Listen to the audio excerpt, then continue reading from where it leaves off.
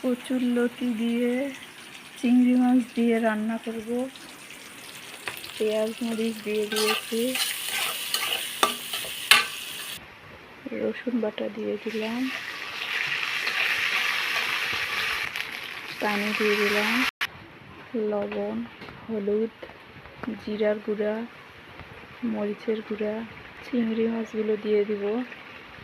চিংড়ি মাছ দিয়ে কষায় নিচ্ছি, কচুরলতিগুলো দিয়ে দিলাম। এবার একটু নাড়াচাড়া দিয়ে পানি দিয়ে দিব। এবার একটু পানি দিয়ে দিব, ঢাকনা দিয়ে ঢেকে দিব।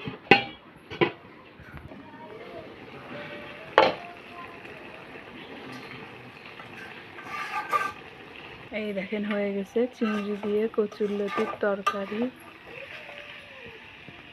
হয়ে গেছে তরকারি।